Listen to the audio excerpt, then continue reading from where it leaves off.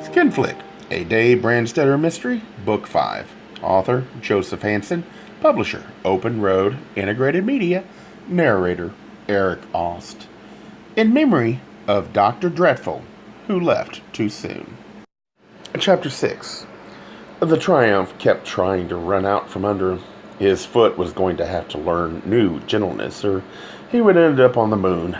He left it in a parking lot bulldozed out of hillside, back of a row of stucco store buildings, record shops, places to eat and drink, second floors filled with talent agencies and ex-UCLA film students claiming to be producers. The parking lot was filled with vans and Porsches and Lotuses, paid for by dreary fathers in Des Moines and Kansas City, with more love or desperation than common sense. It was a quiet, empty time on the sidewalk that passed the shops. A black youth sat on a curb, elbows on knees, hands clutching his head, talking softly to himself. A girl in a t-shirt stenciled, "Cowgirls need love too," went past with a canvas guitar case. She wore denim short shorts and tooled boots. A trio of 12-year-olds of one sex or another came out of a shop, each carrying a Grease album, and wobbled away down the sidewalk on 10-speed bicycles. Nobody much was in the drugstore. There were long, shiny aisles of toys and cosmetics, headache remedies and cold medicines, paperback books and bath towels, drinking glasses and electric can openers. A box of wax crayons lay in the aisle he took, broken open, strewn. With a red one, a little fist had traced FUK on the glossy floor covering.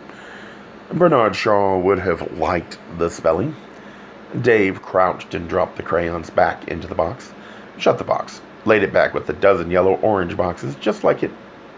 The next section of the aisle was lined on one side with rakes, hoes, trowels, with flower pots plain and glazed, with bright little throwing plants on green metal racks, and on the other with bags of plant food and fertilizer and peat moss. Motor oil cans were stacked at the end of the aisle, and he was facing a white counter with a sign above it in gold cut-out letters. Prescriptions. A gray-haired man bent his head over something beyond glass panes. Dave tapped a bell on the counter, and the man came out in a white jacket with a yellow smile button pinned to it. He was Japanese, with baggy eyes and horn-rimmed glasses. They were bifocals, and he tilted his head back to read the license Dave showed him. Dave said, "I'm investigating the death of Gerald Dawson for Sequoia, the company that insured his life. He picked up a prescription in here." Dave named the date. "I can't reveal anything about prescriptions," the pharmacist handed back Dave's wallet. "You know that." "You don't have to." "It was for birth control pills. Dawson picked it up for his wife, and all I want to know is, did you ever see his wife?" "Hundreds of people get prescriptions filled here," the pharmacist said. "You said he picked it up. You want to know what his wife looked like? Does that make sense to you?" "That doesn't make sense to me." A young man who had to be the pharmacist's son came rattling down a set of steps at the back of the glassed-in room. He came out to the counter with a carton marked Upjohn in his hands. "I remember him," he told Dave, "because the next morning they had it on TV. He was murdered." "I make it up a prescription," his father said, and went back to bend his head over his work again. They had his picture. The boy worked the latch of a white gate that broke the counter and came out with the box. He set it on the floor, tore it open, began taking bottles out of it, and arranged them on a low shelf. "It said he was a churchgoer, a pillar of his church, right?" "That's the man," Dave said. "Maybe," the boy said, "but not his wife. No way." "A woman about 60, Dave said, paralyzed on one side, dragged her foot." "That's what's wrong," the pharmacist's son said. "She's about 15 years old, and, she is wild. Did you see the ice cream counter up front by the check stands? You know what she made him do while he waited to get the prescription? Right here, where you're standing, she made him buy her 3 ice cream cones at once. And there's a record counter over there." He pointed. "There's nothing to play them on. They're junk. Boxcar sells stuff. If you listen to them, you wouldn't buy them." "Okay. So what does she do? She goes to the kiddies' toys, and there's these little $10 players, plastic made to look like bugs and panda bears and that. and she takes and finds a floor plug in the lamps, and she sits down and plays the record. Loud. I mean, loud. And the poor man is standing here, turning redder and redder, right? And she's sitting there on the floor in her little shorts and tank top and licking first one flavor ice cream cone and then another flavor and then another one and dripping it all over the rug, right? I remember. Who's Dr. NC? Dave asked. One of the happiness boys, the pharmacist's son said. The tall glass building 2 blocks that way. You mean he sells prescriptions? Dave said. They're usually to put actors to sleep or to wake writers up or keep directors calm. Or people who call themselves those things. But they can be almost anything. You fill the prescriptions? Dave asked. That's what we're here for, the boy said. He put the last bottle on the shelf, poked the flaps of the empty carton down into it, and stood up. NC's still got his license. It's no secret what he's doing. Nobody in charge seems to want to stop him. What did Dawson get that night? Birth control pills? That's not such a big deal. You're sure the girl was with him? Dave said. They were in together before. She points. Buy me this, buy me that. He falls all over himself to buy it. She's not very bright. I mean, he edged past Dave with the empty carton, back behind the counter, clicking the lock shut on the white gate. She used poor English. I think she's a high school dropout, one of those runaways. I'm going to be in the movies. I'm going to be on TV. You know, come to Hollywood. I don't know where a man like that found her. I mean, he looked like what they said he was on the news. Somebody who passes the collection plate in church. Sunday mornings, typecasting. She impressed you, Dave said. Is she pretty? Too young, flat-chested, hips like a Little League pitcher. He frowned to himself, blinking. I don't know. There's hundreds of them along this street, but yeah, she was different. They've all got Farrah Fawcett hair, you know. Looks like they borrowed it. Blonde and abundant, Dave said. Howard, the gray-haired man called. Have you seen her in the last week? Dave asked. I don't think so, the boy said. Excuse me, outside in the heat. The black boy had got up off the curb and was acting. He was waving clenched fist, popping his eyes and mouthing angry words without sound. 2 sweat-shiny college boys jogged past in red track shorts. They didn't even turn their heads. The black boy seemed to be looking at Dave, but he wasn't. What he saw was inside his skull a shiny green mopped buzzed around the corner. A girl in a bikini rode it. Flat-chested, quantities of yellow hair, dark glasses. Had Jerry Dawson bought her a motorbike? It purred on past. No one had slashed the cloth top of the Triumph. It whipped out of the parking lot. It seemed to have only 2 speeds, motionless and breakneck. As she steered it out sunset, the speedometer kept jumping from 0 to 60. The street off the strip where Sylvia Katzman's sand-color boxes of apartment units climbed the hill, rose in sharp bends. The Triumph zipped up them with brisk little shrieks from the new tires. The address was in big wooden cutout numbers that stuck out on tin struts from the stucco. Dave ducked the car under the place and into a tenant's empty parking slot. The door at the top of inside stairs was locked. He went up the ramp to the sidewalk and climbed for the front doors among plantings. He'd warned her by phone from the expensive cowhide-smelling Jaguar Triumph agency that he was coming, and she was waiting for him in the lobby in a green and yellow striped tank top and yellow shorts, harlequin glasses set with rhinestones, and yellow platform sandals. Her hair was brassy, piled up ringlets. She was 5 feet tall and 20 pounds overweight. She unlocked the glass door for him. I don't understand. What's it about? She said. Insurance, did you say? A tenant of mine? Gerald Dawson. I don't know whether he was a tenant or not. I only know he made out 2 checks to you in the past 8 weeks. He didn't live here, she said. It was for his daughter, Charlene. She'd married somebody, and they split up, and her mother wouldn't have her back, and her father felt different. And he got this place for her. On the quiet, you understand? Is there something wrong or something? He's dead, Dave said. Is his daughter here? "Oh, dear," she said. "Oh, that's too bad. The poor man. He wasn't even old. What happened?" "Somebody broke his neck on a dark street," they said. "Or that's how it looks." "Listen," she said, "it happens every day. What do you think I pay for security for around here? I like the front of this place like you should excuse the expression, a Christmas tree." "Do you know what's down there on that Sunset Strip? People out of a nightmare, that's what. I keep that garage lighted. I have a man down there at night in a uniform with a gun. He'd probably shoot himself in the foot if he had to use it. But maybe he'll scare the muggers and the rapists, you know? What can you do?" "What about Dawson's daughter?" Dave asked. "Oh, she must be on a trip," Sylvia Katzman said. "I haven't seen her for days."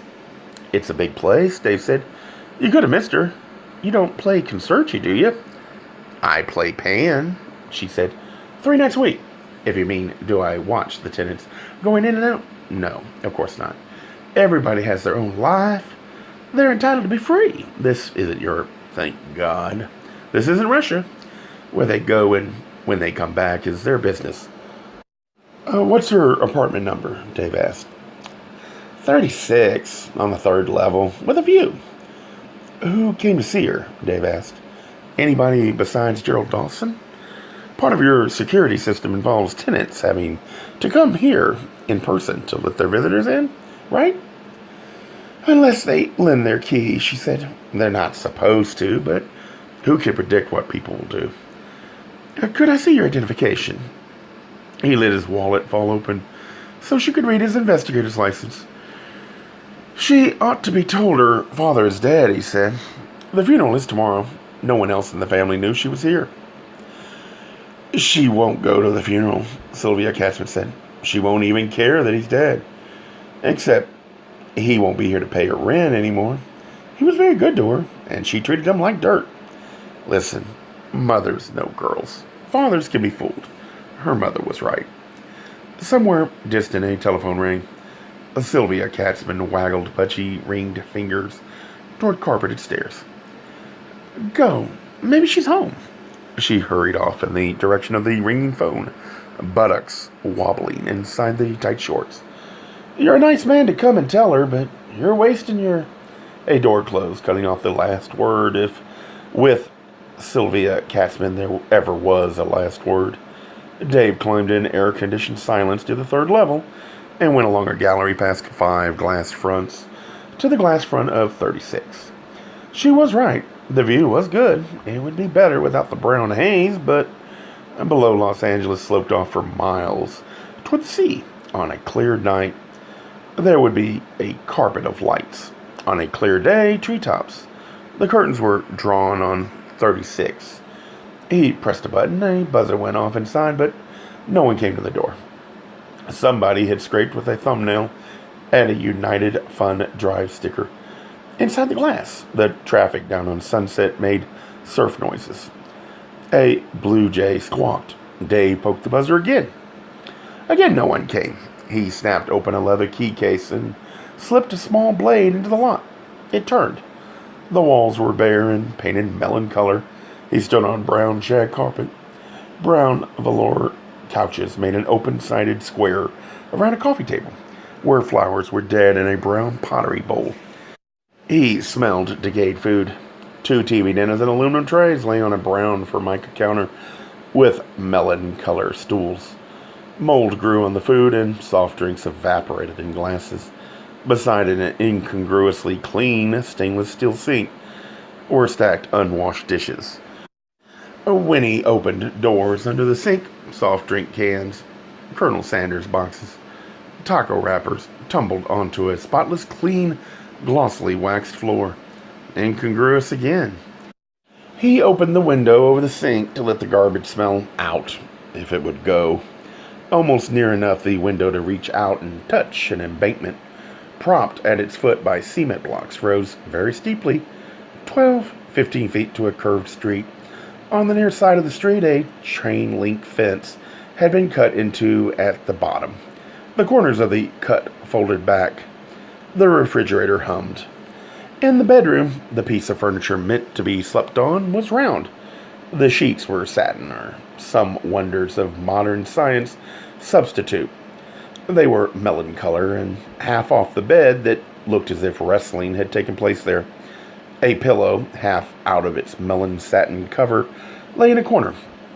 He opened closet doors that ran on rollers. Not much hung there, and what did smelled of stale sweat. Dresser drawers held blue jeans and t-shirts and pullover sweaters with the kind of turtleneck that droops. There were pantyhose, little clean underpants, little clean socks. He shut the doors. In the bathroom, the medicine chest held aspirin, cold medicine, deodorant, toothpaste, toothbrush, disposable razor. Hair had been cut in here. Dark tufts lay in corners of the coral tile floor. It clogged the basin drain. He went back into the bedroom and frowned around at it. What was missing was a jacket to keep her warm nights. The closet had showed him caps, hats, a couple of flimsy scarves, and a tumble of shoes. He blinked. A poster was scotch-taped to the wall over the bed. A naked young man knelt, face dressed, into the belly of a standing girl whose head was thrown back, lips parted, eyes closed. She was naked, too. His hands gripped her buttocks. The background was black. The lettering was red. All the way down. That was at the top.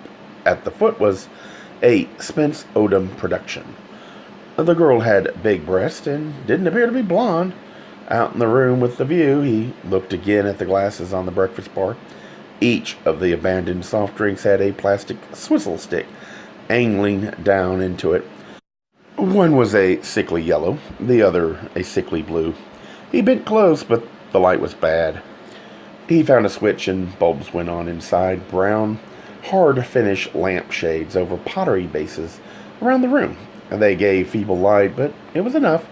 Lettering was stamped into the sticks. He put on his glasses and bent close again, trying not to breathe the stink of the decayed food. The lettering read, "The Strip Joint," and gave an address on Sunset. He tucked his glasses away, rubbed at the aluminum plate around the door lock with a handkerchief, and rolled the door shut with the handkerchief covering his fingers. The lock clicked. He pushed the handkerchief away in a pocket and pressed the button at 35. No one came. No one came when he pressed the other buttons down the line. All the units on this level watched the soiled and poisonous air, blind, deaf and lifeless. It didn't matter. He already had too many answers. What he needed now were the questions to go with them. Gay Mysteries audiobooks. I think it is easy to hate a label, but a face humanizes the word. So this effort is twofold. To offer comfort to those like myself that your world didn't end because you don't fit into the view of acceptable society on both sides. And in hopes of helping those with family that are LGBTQ, that it doesn't mean we are aliens from the child they once knew. Reassure them so they can maybe be supportive at the same time, being true to their values.